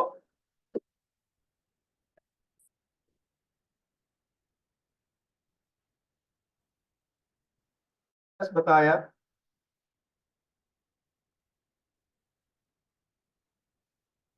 ये आप सबके लिए जुलाई मंथ में एक सेशन हम कंडक्ट कर रहे हैं। 6 सेशन की सीरीज है ये। 6 क्लासेस आपकी होंगी, 6 डेज का सेशन है। फर्स्ट डे हम देखेंगे सस्पेक्टिंग एंड प्रोस्पेक्टिंग। किस तरह से हमें नाम इकट्ठे करने हैं, उनको किस तरह डिवाइड करना है, किस तरह उनको अलग अलग ग्रुप्स में बांटना है। उसके बाद जो ग्रुप्स में हमें बांटा उनको हम कैसे अप्रोच करें। अप्रोच करने से पहले प्री अप्रोच की हमारी क्या तैयारी रहनी चाहिए। हम कस्टमर के पास चले गए, बैठ गए, कन्वर्सेशन कैसे स्टार्ट करना है, फैक्ट फाइंडिंग कैसे करनी है, प्लान किस तरह दिखाना है। प्लान हमने दिखा दिया, कस्टमर की नीड समझ ली, उनको सॉल्यूशन कैसे देना है, कैसे कैसे कॉम्बिनेशन हम उनको दे सकते हैं। उसके बाद ऑब्जेक्शंस को और कैसे हैंडल करना है, क्लोजिंग की तरफ जाना है और फॉलो अप कैसे करना है। ये 6 सेशन है दोस्तों, जिसकी फीस है 666 ओनली, मतलब 666 रुपए में आपको ये 6 सेशंस मिलेंगे। इसका रिकॉर्डिंग भी मिलेगा और इसका पीडीएफ भी मिलेगा। तो आप में से कौन कौन साथी है जो इसको करना चाहते हैं, एक बार चैट बॉक्स में टाइप कीजिए मी। जैसे आज हमने 1.5 घंटा सीखा, देखा, ऑब्जेक्शंस के बारे में डीप में गए, गहराई में गए। इसी तरह हम ये जो सेल्स प्रोसेस है, जो पिलर्स हैं, 6 इंपोर्टेंट पिलर्स हैं, suspecting, prospecting, pre approach, approach, fact finding, plan presentation, solution and combination, objection and follow up तक, ये पूरा हम डिटेल में सीखेंगे 6 सेशंस के थ्रू। हर एक सेशन में एक टॉपिक को पकड़ेंगे, उस पर वर्क करेंगे। 666 रुपए में है, लेकिन इसके साथ एक हमारा जून महीने में एक सेशन और है। अगर आप उसको भी ज्वाइन करते हैं तो एक कॉम्बो आप ले सकते हैं, क्योंकि सोशल मीडिया आपके लिए सीखना बहुत जरूरी है। तो उसके लिए ट्रेनर हैं विवेक मित्तल, जो बहुत अच्छा सोशल मीडिया के ऊपर सिखाते हैं कि कैसे हम घर बैठे अपना मार्केटिंग और ब्रांडिंग कर सकते हैं। व्हाट्सएप के थ्रू हम कैसे कस्टमर्स तक पहुंच सकते हो, अपना ब्रांड क्रिएट कर सकते हैं। फेसबुक पे हम कैसे एड लगा के लीड जनरेट कर सकते हैं। गूगल फॉर्म के थ्रू हम कैसे अपने कस्टमर का डेटा लेके आ सकते हैं और उस फॉर्म को कस्टमर के को भी आगे कह के उनके जो रिलेटिव है उन तक कैसे भिजवा सकते हैं। यूट्यूब पे हम छोटे छोटे 2 2 3 3 मिनट के वीडियो बना के अपना ब्रांड कैसे क्रिएट करें और कैनवा के थ्रू हम कैसे अपने खुद के प्रोफेशनल डिजाइन बना सकते हैं। तो ये जून में इनका 5+2 डे का सेशन, मतलब 7 क्लास है, 666 रुपए इसका प्राइस है। इसका जो शेड्यूल है 14 जून, 16 जून, 18 जून, 19 जून, 21 जून और 24 और 28 जून को डाउट क्लियरिंग सेशन। आप जो भी सीखेंगे, जो भी आप इंप्लीमेंट करेंगे, उसके जो भी डाउट आएंगे वो उसको सोल्व करेंगे। तो 2 सेशन है 666 में ये डिजिटल है, और ये फिजिकल वे में आपको कैसे सेल करना है इस तरीके से सिखाया जाएगा। तो डिजिटल और फिजिकल दोनों तरीके आपको सिखाए जाएंगे। अगर आप कॉम्बो लेते हैं तो 999 में ओनली कॉम्बो अवेलेबल है, या कोई भी एक अगर आप चूज करना चाहते हैं तो 666 रुपए में कोई भी एक आप चूज कर सकते हैं। सोशल मीडिया जून महीने में है। 6 formulas to become successful in agency, ये जो है ये आपका जुलाई महीने में। जिसको सिंगल लेना है वो सिंगल ले सकते हैं, जिसको कॉम्बो लेना है दोस्तों वो कॉम्बो ले सकते हैं। कौन कौन साथी इंटरेस्टेड है अटेंड करने के लिए, ज्वाइन करने के लिए, एक बार चैट बॉक्स में बताइए। जैसे आज हमने केवल ऑब्जेक्शन हैंडलिंग के 2 ऑब्जेक्शंस को सीखे हैं, वहां पे हम 6 से 7 ऑब्जेक्शंस को डिस्कस करेंगे, काउंटर करेंगे, हर एक ऑब्जेक्शंस के 3-3, 4-4 आंसर्स के साथ। तो आपकी स्क्रीन पे नंबर है दोस्तों, गूगल पे, फोन पे, पेटीएम, 7557781681। सुपर 12 के पार्टिसिपेंट्स के लिए जो 6C फॉर्मूला है वो करने की जरूरत नहीं है। आप अगर हमारे सुपर 12 में हैं तो 6C वाला आप मत कीजिए, वो वहां पे ऑलरेडी सिखाया जा रहा है, डिटेल में सिखाया जा रहा है। आप सोशल मीडिया का उसमें चूज कर सकते हैं। कॉम्बो 999 में है। अगर आप केवल सोशल मीडिया का सीखना चाहते हैं तो आप केवल विवेक जी का कोर्स ज्वाइन कर सकते हैं 666 रुपए में। अगर आप केवल ये 6 पिलर्स के बारे में सीखना चाहते हैं तो 666 रुपए में आप इसका कोर्स ज्वाइन कर सकते हैं। और अगर आप कॉम्बो लेना चाहते हैं तो 999 में दोस्तों आप कॉम्बो ले सकते हैं। किसी का इसके रिगार्डिंग कोई डाउट है तो चैट बॉक्स में आप डाल सकते हैं, मैं उसका आंसर आपको दूंगा।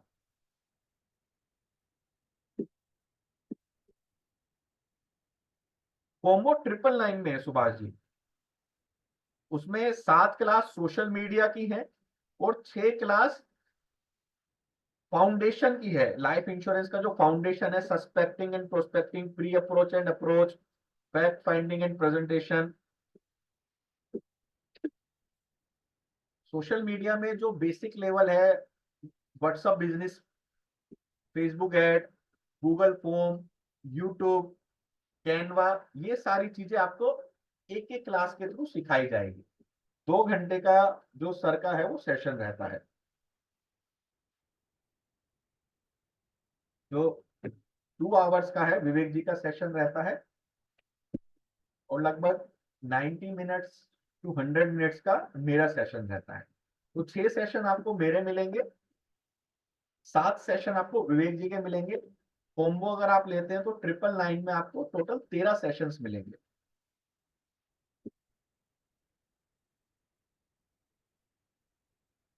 बाद में बताऊंगा, आज हमने डिस्कस किया है सियाराम जी, जो आई विल टेक लेटर, उसको कैसे हमें बताना है, कैसे समझाना है, वो पूरा हमने बताया कि वो 4 रीजन की वजह से आता है। उन 4 रीजन पे आपको वर्क करना है। जिनको सिंगल लेना है दोस्तों सिंगल आप ले सकते हैं, और जिनको कॉम्बो लेना है वो कॉम्बो ले सकते हैं। 999 में आपको कॉम्बो लेना है।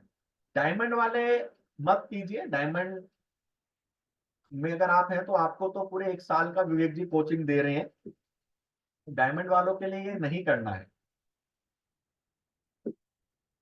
ठीक है, अगर डायमंड के स्टूडेंट हैं आप तो डायमंड को नहीं करना है। अगर आप सुपर 12 में हैं तो 6C वाला जो है वो आपको नहीं करना दोस्तों। सोशल मीडिया का आप सोच सकते हैं कि आपको सोशल मीडिया का करना चाहते हैं, लेकिन आपको 6 ही वाला तो नहीं करना अगर आप सुपर 12 में। यहाँ पे ये फास्ट बेसिस पे होगा 6 दिन में, वहां पे यही चीज आपको 5-6 महीने में डिटेल में सिखाई जाएगी।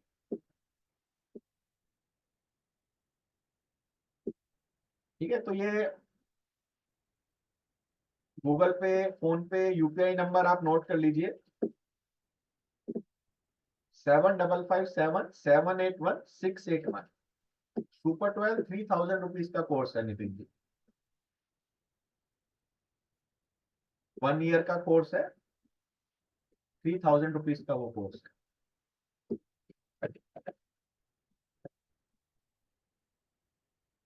जिनको केवल फाउंडेशन बेसिक करना है वो इसमें एनरोल कर सकते हैं।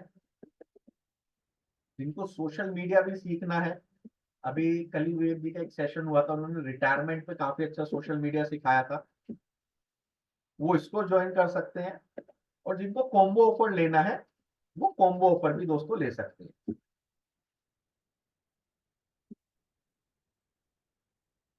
तो अगर आप पेमेंट करते हैं 6666 की, तो मुन्ना जी को आप कंफर्म करके बता दीजिएगा कि आपने किस कोर्स के लिए उसको एनरोल करवाया है। तो कौन कौन साथी ये 6 पिलर्स को सीखना चाहते हैं, एक बार चैट बॉक्स में बताइए।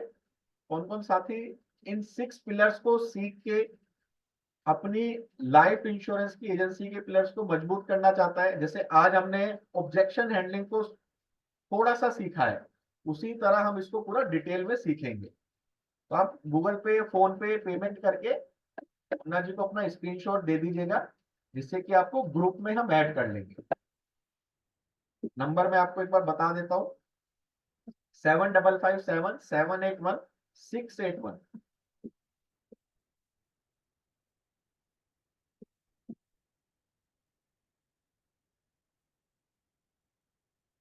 7557781681।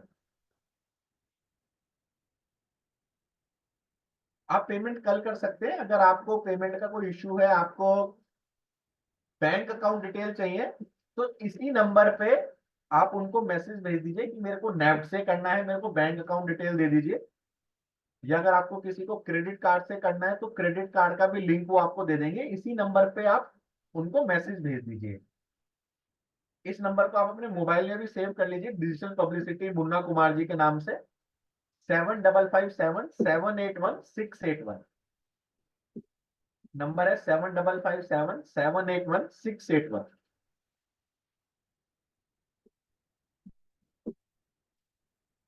ठीक है फ्रेंड्स, तो बाकी आपको सबको आज का सेशन कैसा लगा एक बार चैट बॉक्स में बताइए, फिर हम सेशंस को वाइंड अप करेंगे।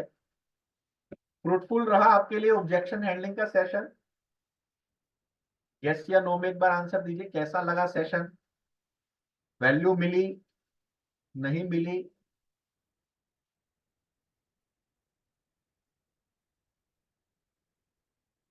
अपने कस्टमर को आंसर कर पाएंगे, नहीं कर पाएंगे? कस्टमर ने कहा मनी नहीं है, पैसा नहीं है, सोच के बताऊंगा।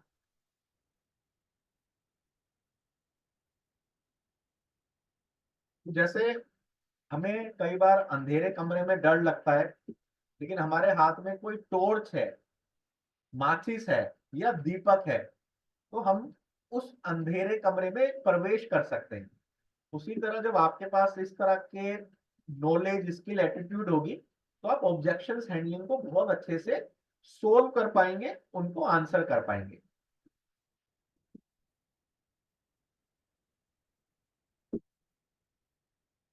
तो इसी तरह के सेशंस फ्रेंड्स आप सबके लिए लेके आते रहेंगे। और अगर आप पूरा सेल्स प्रोसेस डीप में सीखना चाहते हैं, तो जो ऑफर आपको दिया है 666 का, इसको मिस मत कीजिएगा। आज रात को रजिस्टर करा दीजिएगा, जिससे कि आपको ग्रुप में ऐड कर दिया जाएगा। और आज के सेशन का भी रिकॉर्डिंग हम उसी ग्रुप में आपको शेयर कर देंगे, जिससे कि आप इन पॉइंट्स को एक बार और दोबारा गो थ्रू हो जाइए, रिवाइज हो जाइए। वो जुलाई में है, जून महीने में जब विवेक जी की सेशन खत्म होंगी तो आपको वो मिल जाएंगी। जुलाई महीने में होंगी, वो भी मिड ऑफ जुलाई, 16-17 जुलाई के बाद ही आएगी। तो जब विवेक जी का सेशन खत्म होगा 28 तारीख को, उसके बाद आपको जुलाई के महीने की वो 6 डे के सेशन की डेट मिल जाएगी। तो अगर आपने आज पेमेंट किया है तो मुन्ना जी को आप बता दीजिएगा, जिससे कि आज के सेशंस का की रिकॉर्डिंग आप देख पाए और इसको दोबारा से रिवाइज कर पाए। तो मिलते हैं दोस्तों दोबारा से फिर किसी नए कंटेंट सब्जेक्ट के साथ, और पावरफुल तरीके से कि किस तरह हम अपने सेल्स को बढ़ा सकते हैं, किस तरह हम अपने बिजनेस को इंक्रीज कर सकते हैं। तो thank you so much and good night दोस्तों।